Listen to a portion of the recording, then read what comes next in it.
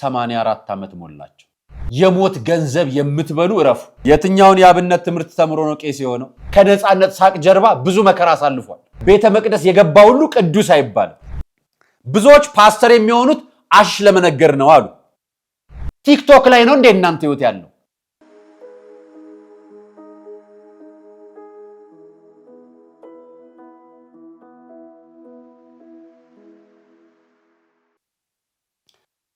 ሰላም ጤና ይስጥልኝ ውድ የቃል ቀርን ሚዲያ ቤተሰቦቻችን እንደምን አላችሁ? በያላችሁበት ሰዓት አቆጣጠር እንዳላችሁበት ሁኔታ ሰላማችሁ ብዝት ይበል ማለት ፈልጋለሁ። ወንድም እህቶቼ፣ ታላቅ ታናሾቼ እንደየእድሜያችሁና እንደየክብራችሁ መጠን ሰላማችሁ ይብዛ። ታሞ የተኙ በሆስፒታል በጸበል ስፍራ የሚገኙ መከራና ስቃይ ችግር ውስጥ የሚገኙ ወገኖቻችንም እግዚአብሔር ያስብልን። እመቤታችን ቅድስተ ቅዱሳን ድንግል ማርያም ትጠብቅልን። የዛሬ መረጃዎች ይዤላችኋለሁ። ዛሬ ቅዱስ ዮሐንስ ሐጺር ነው። እንኳን አደረሳችሁ ብያለሁ። በረከት ረድኤቱ ይደርስልን ለሁላችን። የዛሬ ከያዝኳቸው መረጃዎች መካከል ስለ ብፁዕ አቡነ ማትያስ አዲስ መረጃ ይዤላችኋለሁ። ተጨማሪ ደግሞ ነፃነት ወርቅነህን በተመለከተ ማስጠንቀቂያ ወጥቷል ለሁላችሁም ማለት ነው። ስለዚህ በዚህ ጉዳይ ላይ መረጃዎችን ማጋራችሁ ይሆናል። ሌላኛው ደግሞ በቅርቡ እየተከሰተ አለ ስለተባለው አዲስ ቫይረስ እኔ አዲስ መረጃ ይዤላችሁ ወጥቻለሁ።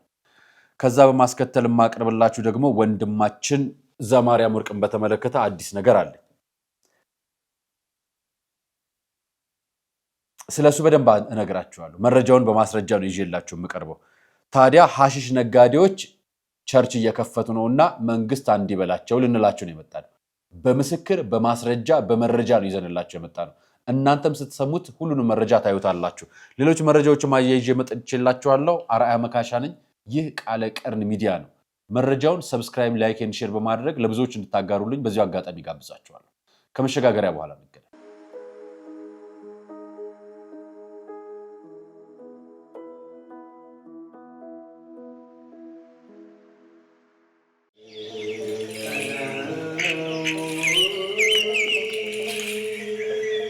ተፈቅዶለት የተገደመ ገዳም ግን ደግሞ የተረሳ ዛሬ አስታውሰን እናቶቻችንን ከችግር መነኮሳቱን ከዓለማዊ ግርግር አውጥተናል። አሁን አባቶቻችን በበዓት ለመወሰን የቀሩ መነኮሳት ተቸግረው ላለመበተን በገዳሙ የጀመርነውን ግንባታ እንጨርሰው። የጨነቃችሁ ለጸሎት የሞላላችሁ ለምስጋና የገዳማውያኑ ምልጃ ይለያችሁ ዛሬም እንደገና።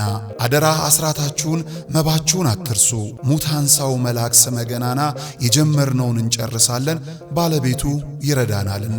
የአባቶቻችን በዓት አልተጠናቀቀም። ለሙታንሳ ማር ቅዱስ ሚካኤል አንድነት ገዳም ድጋፎን ያድርጉ።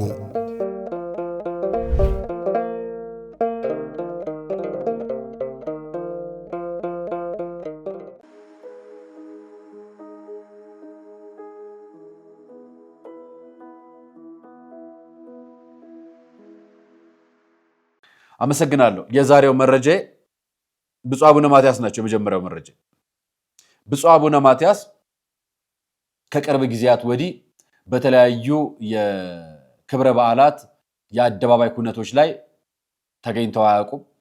ህመም ላይ ነበሩ። መጀመሪያ ምንጣፍ ጥሏቸዋል ተብለን ነበር። ምንጣፍ አደናቅፏቸው ወደቁ።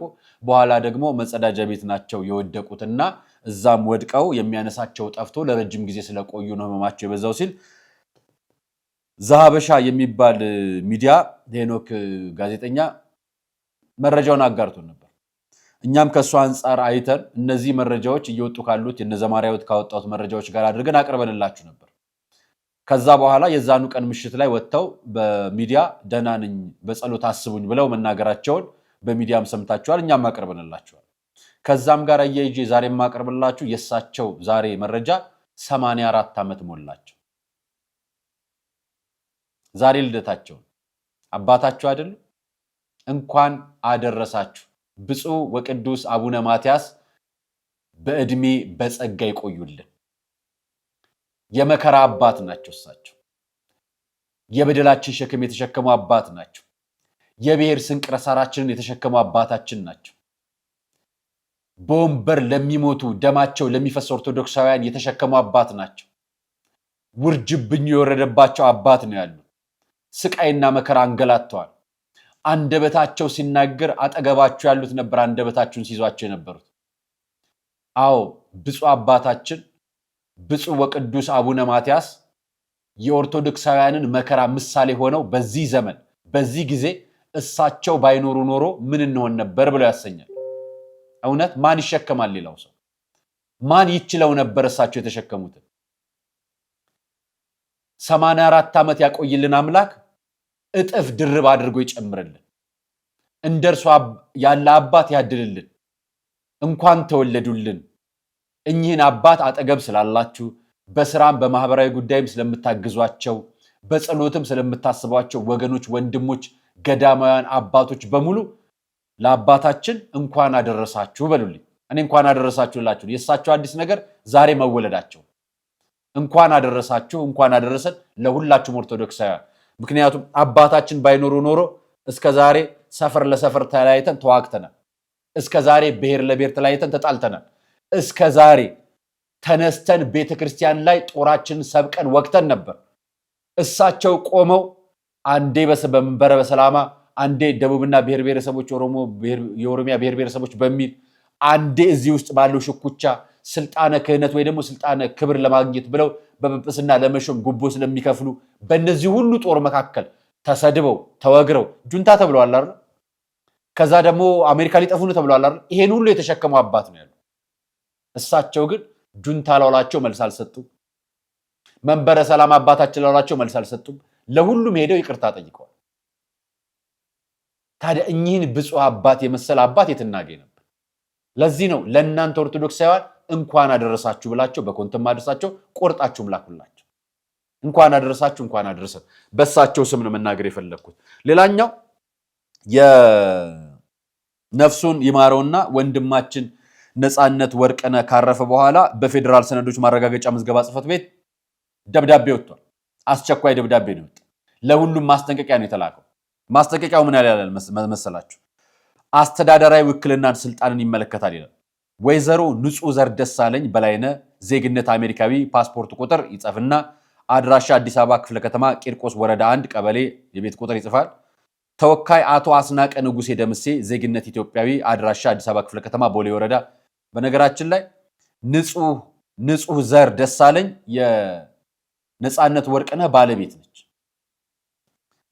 እኔ ወካይ ለተወካይ የምሰጣቸው ውክልና ስልጣን ተወካይ እንደኔ በመሆን የባለቤቴ አርቲስት ነፃነት ወርቅነህ ድንገተኛ ሞት ምክንያት ቀደም ሲል ከተዘጋጁና ለሕዝብ ያልቀረቡ ሙያዊ ስራዎቹን አሁንም በአገልግሎት ላይ ያሉትን ሙያዊ ነክ ስራዎቹን በተመለከተ በማንኛውም የሶሻል ሚዲያ ፕላትፎርም እንዲሁም የቴሌቪዥንና ራዲዮ ፕሮግራሞች እንዲሁም የሚዘጋጉ ኢቨንቶችን በተመለከተ ፕሮግራሞችን እንዲያዘጋጁና እንዲያሰራጩ እንዲሁም በሌላ ሶስተኛ ወገኖች ዘንድ ሙያውን በተመለከተ ማንኛውም ማሰራጫ መሳሪያዎች የሚዘጋጁና የሚሰራጩ ፕሮግራሞች ካሉ እንዲያዘጉ፣ እንዲያስቆሙ፣ እንዲከላከሉ፣ እንዲያስተዳድሩ፣ እንዲጠብቁና እንዲቆጣጠሩ የገንዘብ ሰነድ ወይም ቼክ ፈርመው እንዲቀበሉና ማስረጃ እንዲሰጡ የባንክ ሂሳብ ከፍተው ገንዘብ ገቢ ወጪ እንዲያደርጉ በውርስ የሚገኝን ንብረት ድርሻ እንዲረከቡ ሲፒኦ እንዲያሰሩ ተመላሽ እንዲያደርጉ እንዲቀበሉ ማንኛውንም ክፍያዎችን እንዲከፍሉ አስፈላጊ ሆኖ ሲገኝ የተሰጣቸውን የውክልና ስልጣኖች በሙሉም ሆነ በከፊል ለሌላ ሶስተኛ ወገን በውክልና መስጠት መሻር እንዲችሉ ጠበቃ ወክለው ፍርድ ቤትና ወይም ሌሎች የፍትህ አካላት ቀርበው እንዲከራከሩ መጥሪያ እንዲሰጡ መጥሪያ እንዲቀበሉ ህግ ነክ ጉዳዮችን ተከታትለው እንዲፈጽሙና እንዲያስፈጽሙ መልስ እንዲሰጡ ጠበቃ ወክለው በፍርድ ቤት እንዲከራከሩ በፍትሐብሔር አንቀጽ 2199 እና በፍትሐብሔር አንቀጽ 2203 መሰረት ይህንን ውክልና ስልጣን መስጠቴን በፊርማ ያረጋግጣል። ስለዚህ ከዛሬ ጀምሮ በነፃነት ወርቅነህ ሐሰተኛ መረጃ ለምትሰሩ አካላት በሙሉ ማስጠንቀቂያውን ስሙት። ነፃነት ወርቅነህ ላይ የሐሰት መረጃዎች ማሰራጨት አትችሉም። በነፃነት ወርቅነህ ጉዳይ ላይ እሱ በህይወት ቢያልፍም ወንድሙ፣ ጓደኛው፣ ቤተሰቡ፣ ባለቤቱ ውክልና የሰጠችው ያመነችው አስናቀ ንጉሴ በፍርድ ቤት ገትሬ እከራከራቸዋለሁ ብሎናል። እሰይ ተመስገን። ምናልባት እሱን ማግኘት ከፈለጋችሁ በዚህ ጉዳይ ላይ ቴዎድሮስ ተክለሃይረጋይ ተደጋጋሚ መረጃዎችን ሲያወጣ ነበር። ነፃነት ወርቅነህ ሰይፉ ፋንታውን ብዙ ሲያግዘው እንደነበረ፣ ብዙ እጆቹ ላይ ገንዘብ እንዳልነበሩ፣ እነዚህ ብሮች ያልነበሩበት ምክንያት ደግሞ የተፈራረማቸው የሰራቸው አካላት ገንዘብ ያላስገቡለት ብዙ እንዳሉ፣ ከብዙ ድርጅቶች ጋር የገንዘብ ውሉን በካሽ እንዳልተቀበለ ወይ ደግሞ በገንዘብ ዝውውር እንዳልተቀበለ፣ የባንክ አካውንቱ ታግዶበት እንደነበረና በሰዎች ባንክ አካውንት ይጠቀም እንደነበረ ጭምር መረጃዎችን አጋርቶ ነበር። በዚህም መነሻ ማህበራዊ ሚዲያ ላይ ቴዎድሮስ ተክለአረጋይ ላይ ብዙ ዘመቻዎች ተከፍተዋል። በጣም ብዙ ተቋማት ላይ አምባሳደር ሆኗል ነፃነት ወርቅነህ። በተጨማሪ ደግሞ ብዙ ማስታወቂያዎችን ይሰራል።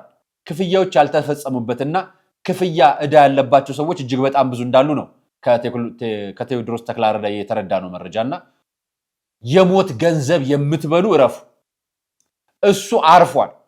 ያረፈውን ወንድማችሁን ገንዘብ ለቤተሰቡ ለባላደራው ማስረክቡ። ነፃነት ወርቅነህ ቢሞት ልጆች አሉት። ነፃነት ወርቅነህ ቢሞት ቤተሰቦች አሉትና በዚህ ምክንያት ገንዘብ በእጁ ስለሌለ እሱ ከባለቤቱ እናትና ከቤተሰቦቿ ጋር እንደሚኖር ነው የተነገረው። በዚህ ምክንያት እሱ ችግር ላይ ሆኖም ጭምር እንደነበርና ህይወቱ እንዳለፈ መረጃዎች ወጥተዋል። ስለዚህ ባካችሁ በዚህ ጉዳይ ላይ እጃችሁ ያለበት ሰዎች አስናቀን አናግሩት። ለማናገርም ስልክ ቁጥሩ 0903 886870 ላይ አስናቀ ንጉሴ ብላችሁ ደውሉለት። ስለዚህ የነፃነት ወርቅነህ ዕዳ ያለባችሁ እጃችሁ ላይ ሳንቲም ያለ አሰርቻችሁት ያልከፈላችሁት በዱቤም የያዛችሁበት ገንዘብ የተበደራችሁትም ሁላችሁም ለአስናቀ ንጉሴ ገንዘቡን መልሱ፣ አለበለዚያ ግን ፍርድ ቤት ትከሰሳላችሁ እየተባላችሁ።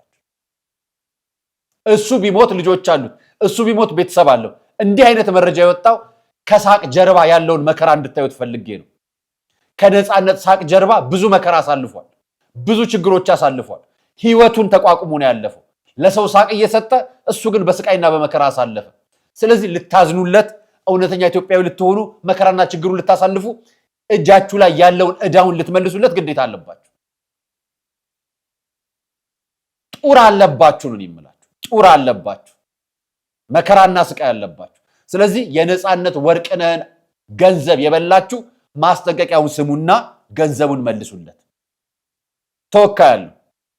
ይሄንን ልላችሁ ነው የነፃነት ወርቅነህን ጉዳይ ያመጣውላችሁ። ሌላኛው መረጃ ምን መሰላችሁ?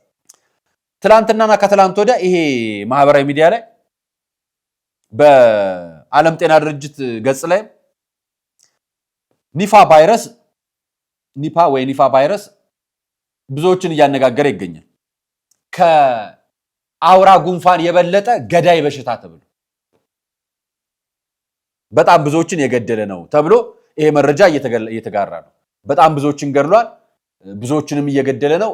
በአንድ ጊዜ ከመቶ በላይ ሰዎች በአንድ ጊዜ ሞተውበታል ይላል። ይህን መረጃ ግን እንዲሁ ስትመለከቱት ከ40 እስከ 75% ገዳይነቱ ተረጋግጧል። እኔ አንድ ነገር ላሳያችሁ ነው ያመጣውላችሁ። ይሄ የተከሰተው አሁን ያለነው 2025 ነው በፈረንጆች አቆጣጠር። ያ ማለት በ1999 በፈረንጆች አቆጣጠር በሽታው ተከስቶ ነበር። የተከሰተው ደግሞ ባንግላዴሽ ውስጥ ነው። በአንድ ጊዜ 100 ሰዎች ገለዋል። ይሄ በሽታ 100 ሰዎች ገለዋል። አሁን እንደ አዲስ ወረርሽኙን ጀምረውታል ስላችሁ ይገባችኋል። በዓለም ላይ የሰዎች ቁጥር እንዲቀነስ ይፈልጋል። ማንም ይፈልገው? ወርልድ ኢኮኖሚ ፎረም፣ የዓለም ጤና ድርጅት፣ መሬት ስለከበርናት ማለት ነው እነሱ የሚሉን እና በሽታው ተደጋጋሚ ነው የሚነገራችሁ። ስለ ኮሮና ስለ አውራ ጉንፋን ቫይረስ ከ8 ከ9 ዓመት በፊት ፊልም ተሰርቶበት ፕሮግራም ተሰርቶበት ተቀርጾ ማን ፕሬዝዳንት እንደሚሆን ማን ጊዜ እንደሚለቀቅ መቼ እንደሚለቀቅ ተነግሮ ፕሬዲክሽን ቀድሞ ተሰርቶ የተሰራ ፕሮግራም ነበር። በወቅቱ ተለቀቀ። ብዙዎችን አንጫጫ፣ አነጋገረ። ይሄ ቤት መዝጋት ማለት ነው። እያንዳንዱ ሰው ክሎዜት ተጀመረ። ስራ ተቀነሰ፣ ስራዎች ተቀነሱ። ከዛ በኋላ ተማታ። አሁን ኢኮኖሚ ወደሚፈልገው ነገር እንዲመጣ ስለሚፈለግ ይሄኛው በሽታ ደግሞ ከተደበቀበት አሁን ተገለጠ እና ወረርሽኙ አዲስ አይደለም። የዓለም ጤና ድርጅት ገጽ ላይ ገብታችሁ ተመልከቱት። በ1999 እስካሁን ማለት ከ15 ዓመታት በላይ ማለት አይደል? 15 ዓመት ሙሉ ይሄ በሽታ ይታወቃል። እና ዛሬ የዓለም ጤና ድርጅት ነው መልሶ ወረርሽኝ የሚላቸው። እኛም ጋር ሚዲያዎች የምናወራው እሱ ነው። ስለዚህ ወንድሞቼ ወደ ኋላም ገባ ብላችሁ ተመልከቱ። ነገር ግን ይህንን ስላችሁ አይገርልም እያልኳችሁ ሳይሆን ራሳችሁን ጠብቁ። የምንሰማቸው መረጃዎች በሙሉ አደጋ ናቸውና አደጋቸውንም ደግሞ እንደራሳችን እንያዛቸው። ለኦርቶዶክሳውያንም ለኢትዮጵያውያንም ጸሎት ነው ለኛ ትልቁ መፍትሄ። ጸሎት አድርጉ። ለማን ይሄን ቪዲዮ አይታችሁታል? ይሄን ቪዲዮ ተመልክታችሁታል? ላሰማችሁት። ቄስ ነበርኩኝ፣ ታቦት ተሸካሚ ነበርኩኝ፣ ቀዳሽ ነበርኩኝ፣ አወዳሽ ነበርኩኝ፣ ማህሌት ቋሚ ነበርኩኝ፣ ሰዓታት ቋሚ ነበርኩኝ፣ ኪዳን አድራሽ ነበርኩኝ።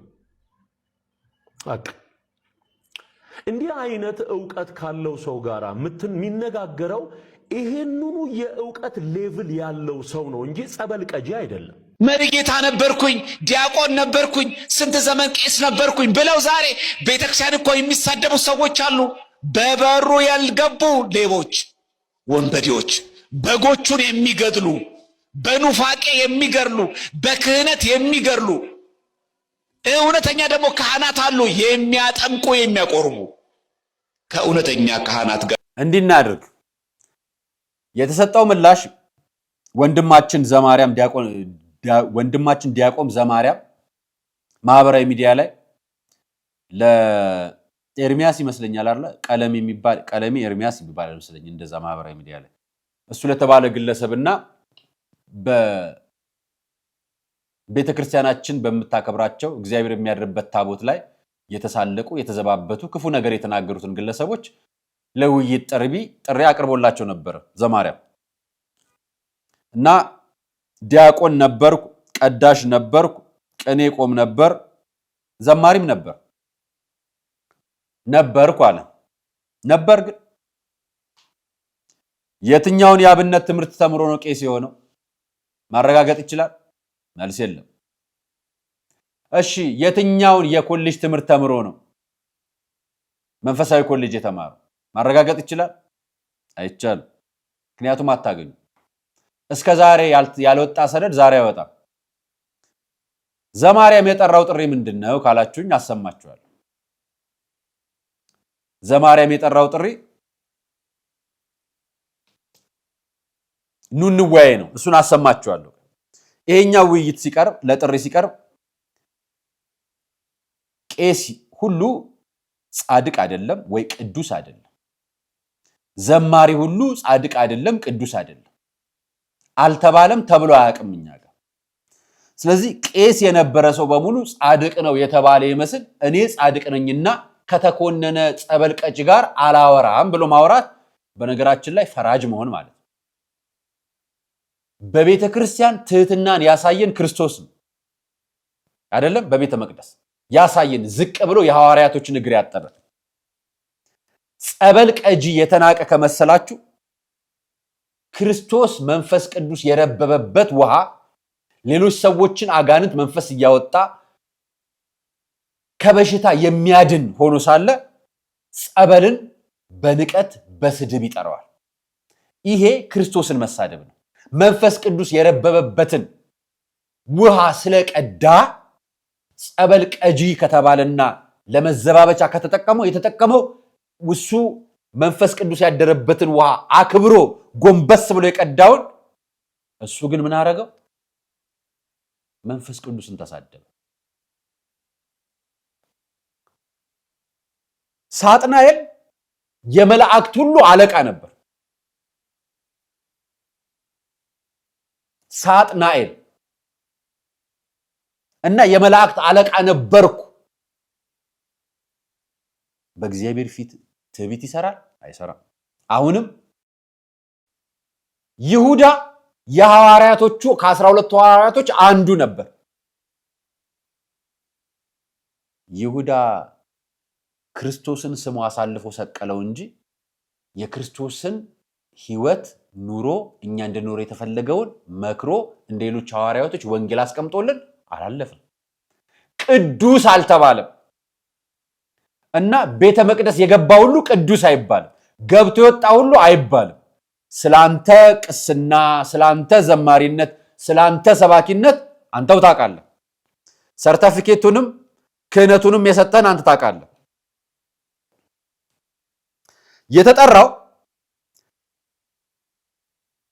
ዜማ ስለ ቅዳሴ ዜማ ለማጥናት አይደለም።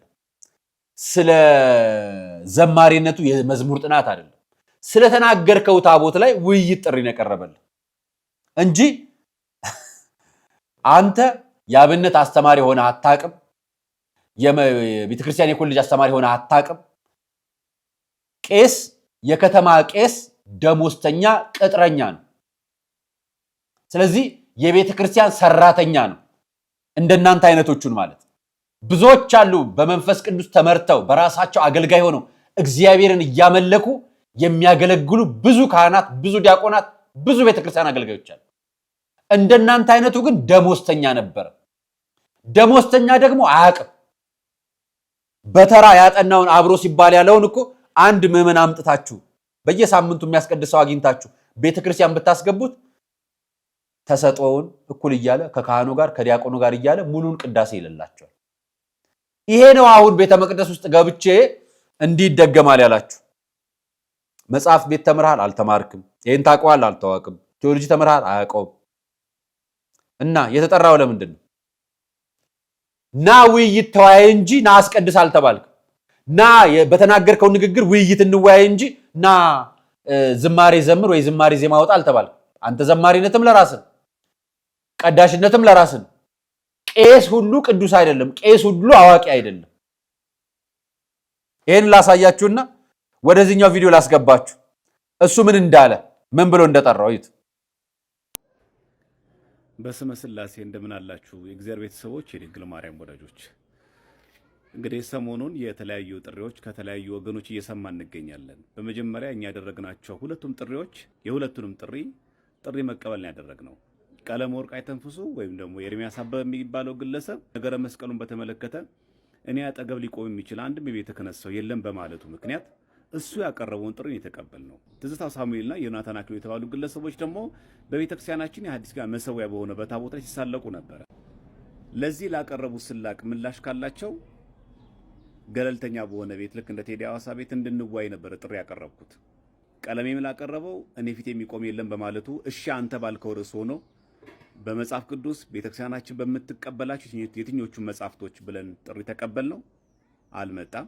ትዝታው ሳሙኤልና ዮናታን አክሊሉም ልክ እንደዚህ በሐዲስ ኪዳን መሰዊያ በሆነው በታቦቱ ይደገማል ባሉት ክፉ ድግምት ምክንያት ኑ እንወያይ ያልናቸው እነሱም ይኸው እስከዛሬ ድረስ ሳይመጡ ቀሩ። ቴዲ ሐዋሳ ቤት በመግባት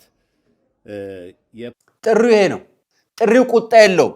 ቄስ ነህ አንተ፣ ዘማሪ ነህ አንተ፣ ዲያቆን ነህ አንተ፣ እንትን ነህ አንተ አልተባለም። በተናገራችሁት ንግግር በቤተ ክርስቲያን አስተምሮ በመጽሐፏ ውይይት ጥሪ ቀረበላችሁ። ጥያቄ ነው እና ጸበል ቀጂ ያለው ወንድማችንን፣ አዎ ጸበል ቀጂ ነው፣ አዎ ጎንበስ የሚል ነው፣ አዎ ትትና ያለው ነው፣ አዎ ዲያቆን ነው፣ አዎ የሚመሰገን ነው።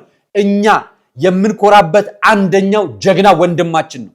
አዎ አንተ ናቀው፣ እኛ እናከብረዋለን። አንተ ስደበው፣ ምክንያቱም ሳጥናኤል ስራው ስድብ ነው። ምክንያቱም ይሁዳ ክህደት ነው ስራው።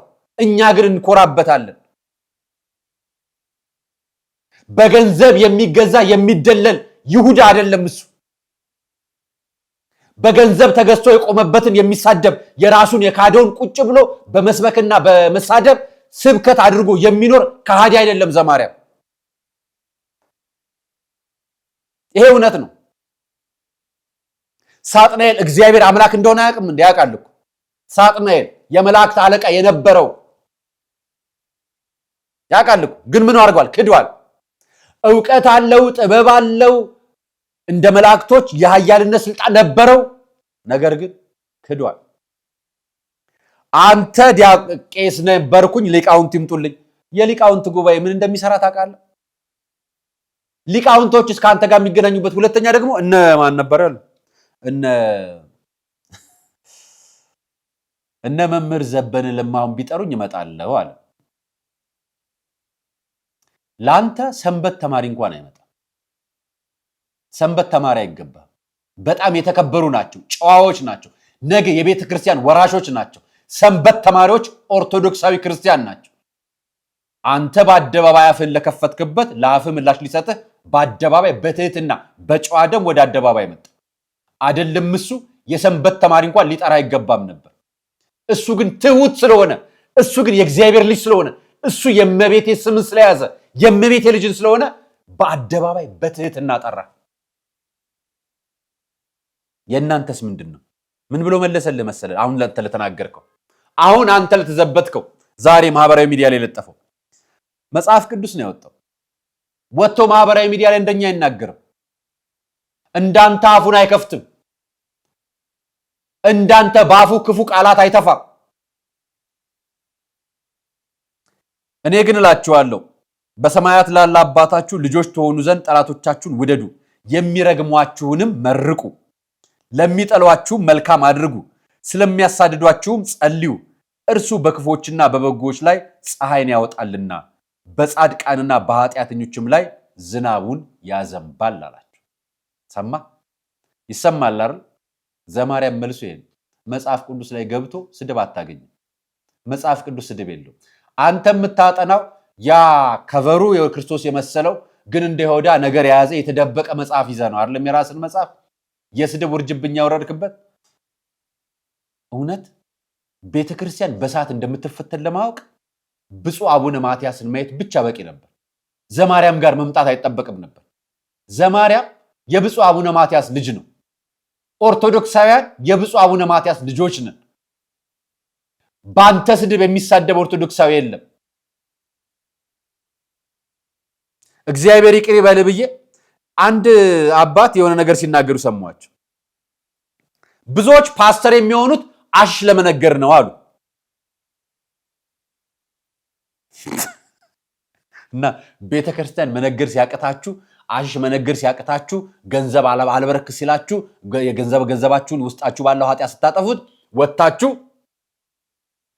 አሽ ነገር። እኔ አይደለም ያልኩት፣ በነገራችን ያልኩ ከመሰለ እዛው እናንተ ቤት ውስጥ ቄስ ግርማ የተናገሩትን ላሰማ። አሽሽ ነጋዴ ናቸው ፓስተሮቹ አሉ። በነገራችን ላይ አሽሽ እንደሚነግዱ ታውቃለህ? እኛ ነቢያት እንዴት ማለት ነው?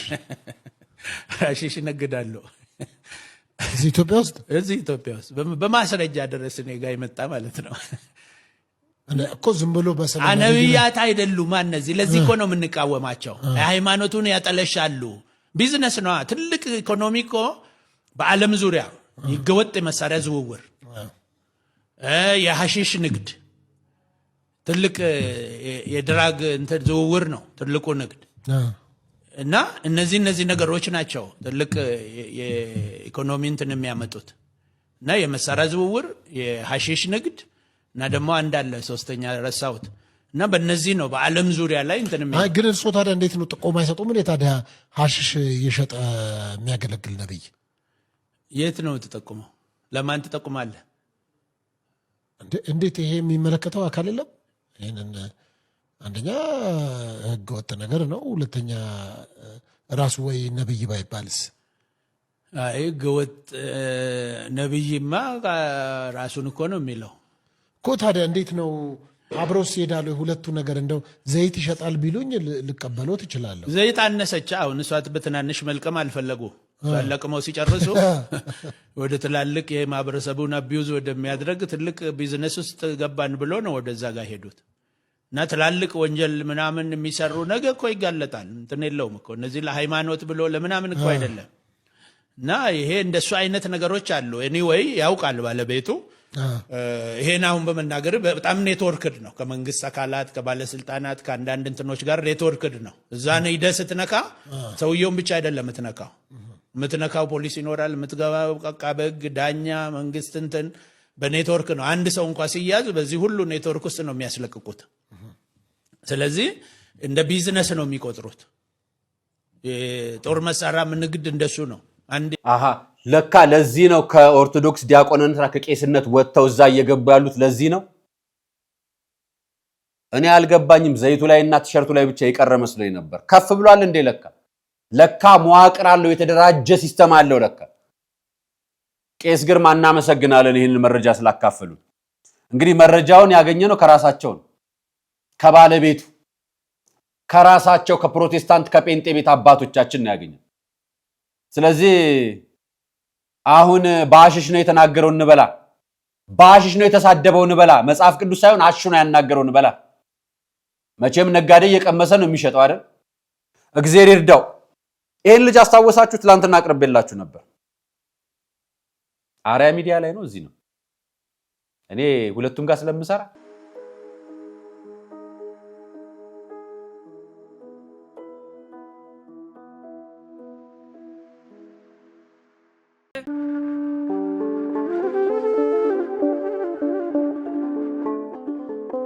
በዘመን ብዛት እርጅና ተጫጭኖት በሰው ማጣት መቅደሱ ለፈረሰው ጣጃ አቦአቡዬ ገብረ መንፈስ ቅዱስ ማን ነው ቀድሞ የሚደርሰው?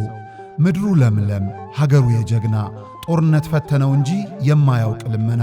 ዛሬ ግን አዛውንቶቹ ጉልበት ከርቷቸው ወጣቶቹ ግራ ገብቷቸው የአቡዬ ቤተ መቅደስ ሊፈርስ ተቃርቧልና ስለ አቡዬ ብላችሁ የጻድቁን ቤተ መቅደስ እንገንባ።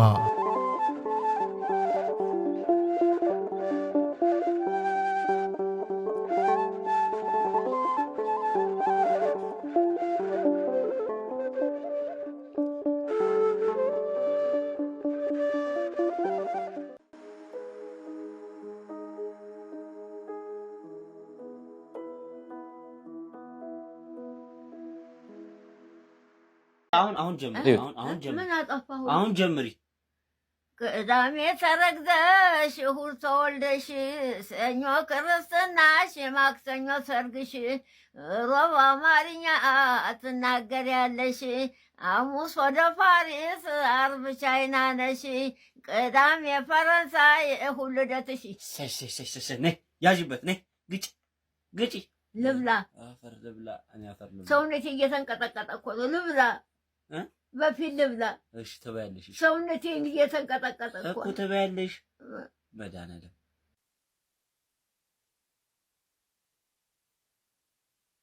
ይሄን ቪዲዮ አይቼ በጣም አመመኝና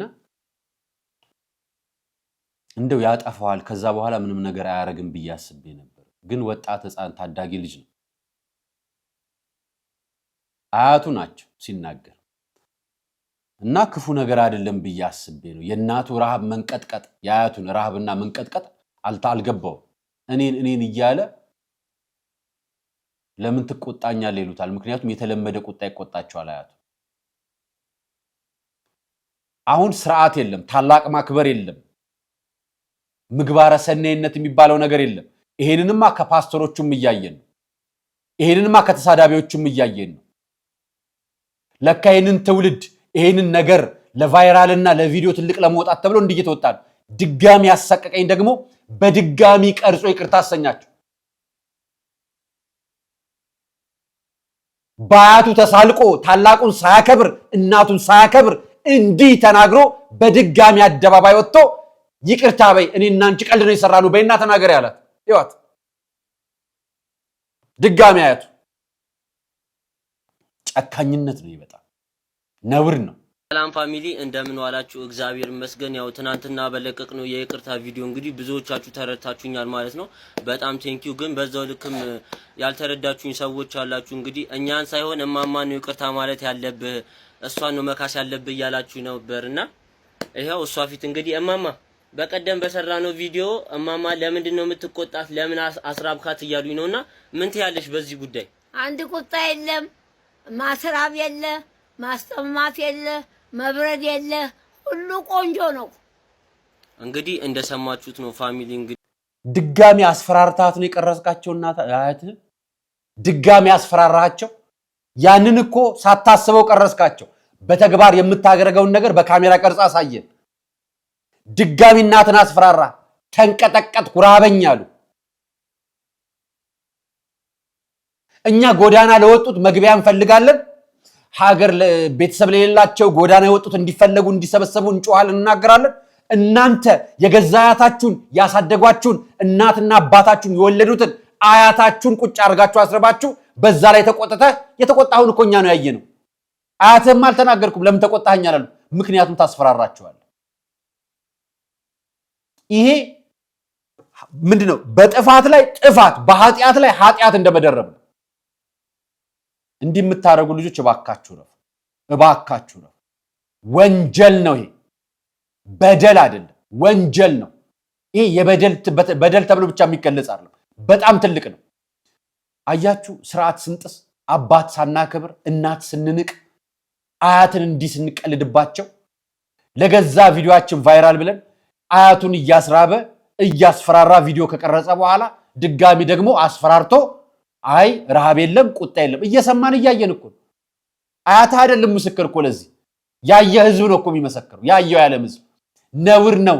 እንዲህ አይነት ነገር አትስሩ። እንደው ቫይራል ለመውጣት ትልቅ ለመሆን መልካም ስራ ተደጋጋሚ ጊዜ ስሩ። የራሳችሁን ኮንተንት ይኖራችሁ ከፈለጋችሁ። ካልፈለጋችሁ የእናንተ ህይወትም ሌላ እኮ ነው። ቲክቶክ ላይ ነው እንደ እናንተ ህይወት ያለው ነው። ሁላችሁም እነዛ እንትና የሚሳደበውን ፓስተር አይነት አሽ ታጨሳላችሁ። እንግዲህ ህግ የሆነ ነገር እርምጃ ይወስዳል ብለን ተስፋ እናደርጋለን። በሆነም አጋጣሚ አድርጎ የመንግስት የራሱን ነገር ይወስድ። እኛም ብንፈልገው ህግ እንዲከበር፣ ታላላቆች ቤተሰቦቻችን እንዲከበሩ። የኛ እናት ናቸው። እኚህ እናት የሁላችንም ታላላቆቻችን ታላላቅ ናቸው፣ መከበር አለባቸው።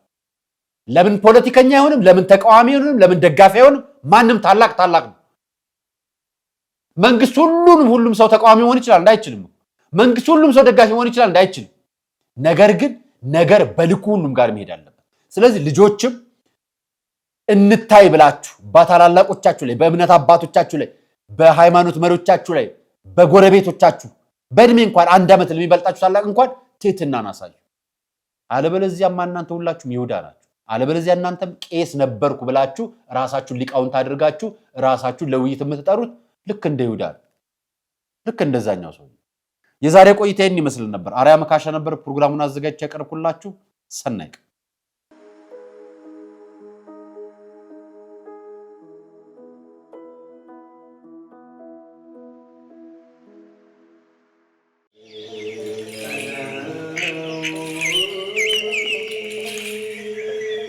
ተፈቅዶለት የተገደመ ገዳም ግን ደግሞ የተረሳ ዛሬ አስታውሰን እናቶቻችንን ከችግር መነኮሳቱን ከዓለማዊ ግርግር አውጥተናል። አሁን አባቶቻችን በበዓት ለመወሰን የቀሩ መነኮሳት ተቸግረው ላለመበተን በገዳሙ የጀመርነውን ግንባታ እንጨርሰው። የጨነቃችሁ ለጸሎት የሞላላችሁ ለምስጋና የገዳማውያኑ ምልጃ ይለያችሁ ዛሬም እንደገና። አደራ አስራታችሁን መባችሁን አትርሱ። ሙታንሳው መልአክ ስመ ገናና የጀመርነውን እንጨርሳለን ባለቤቱ ይረዳናልና። የአባቶቻችን በዓት አልተጠናቀቀም። ለሙታንሳ ማር ቅዱስ ሚካኤል አንድነት ገዳም ድጋፎን ያድርጉ።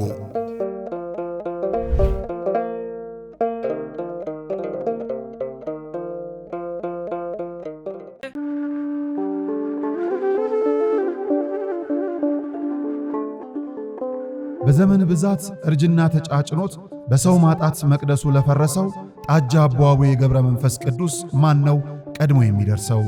ምድሩ ለምለም ሀገሩ የጀግና ጦርነት ፈተነው እንጂ የማያውቅ ልመና። ዛሬ ግን አዛውንቶቹ ጉልበት ከርቷቸው፣ ወጣቶቹ ግራ ገብቷቸው የአቡዬ ቤተ መቅደስ ሊፈርስ ተቃርቧልና ስለ አቡዬ ብላችሁ የጻድቁን ቤተ መቅደስ እንገንባ።